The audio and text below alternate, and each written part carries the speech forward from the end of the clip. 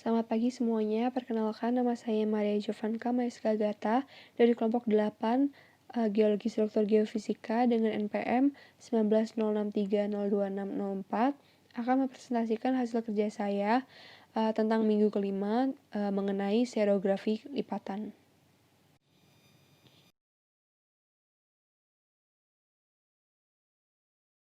Pada praktikum kali ini, kita akan menggunakan seronet berjenis MidNet.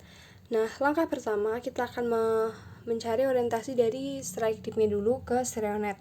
Nah, di sini data yang kita punya adalah N235 derajat west 30 derajat untuk sayap lipatan yang pertama dan N230 derajat east 75 derajat untuk sayap lipatan yang kedua. Lalu kita pindahkan ke stereonet sehingga orientasi yang sayap lipatan yang kedua yang ini dan untuk sayap lipatan yang pertama yang ini. Nah, lalu kita akan mendapatkan titik perpotongan. Nah, titik perpotongan ini kita akan bawa ke garis ekuator.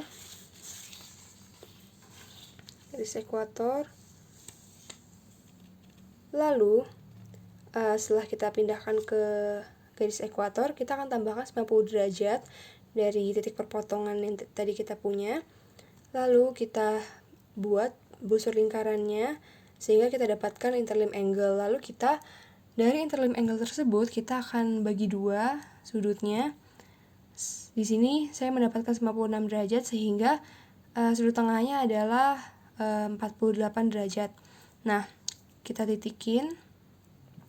Lalu setelah itu kita akan menarik garis putus-putus dari primitive circle sepanjang garis ekuator dan memotong titik perpotongan sehingga kita sebut dengan hinge line. Lalu selanjutnya kita akan membuat busur lingkaran di mana titik tengah dari hinterlim angle akan berpotongan dengan titik perpotongan dari kedua sayap lipatan, sehingga selanjutnya kita sebut dengan axial plane. Lalu kita tuliskan hasil dari laporan kita. Dari data stereonet yang kita dapat tadi, dengan interlim angle 96 derajat, lalu plunge dari hinge line adalah 28 derajat, dan dip dari axial plane adalah 62 derajat, sehingga namanya adalah open gently plunging steeply inclined fault. Nah, pertama kita akan membuat sudut 62 derajat, lalu kita buat garis sejajar, kita buat persegi, lalu kita buat lipatan dengan interlim angle-nya 96 derajat dan juga plunge dari hinge line-nya sebesar 28 derajat. Nah, lalu kita buat lipatannya seperti itu.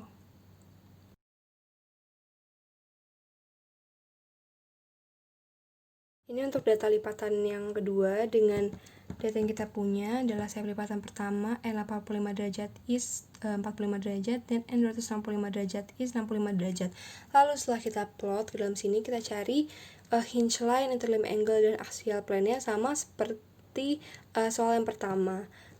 Lalu kita dapatkan datanya adalah interlim angle-nya 70 derajat, lalu hinge line-nya N85 derajat east 0 derajat, dan axial plane-nya adalah N85 derajat east 80 derajat. Untuk soal lipatan yang kedua ini, dengan interlim angle 70 derajat, kita kategorikan dengan open, lalu plunge dari hinge line-nya yaitu 0 derajat, kita sebut dengan horizontal, dan dip dari axial plane-nya adalah 80 derajat yang kita sebut dengan upright. Maka namanya adalah open horizontal upright fault.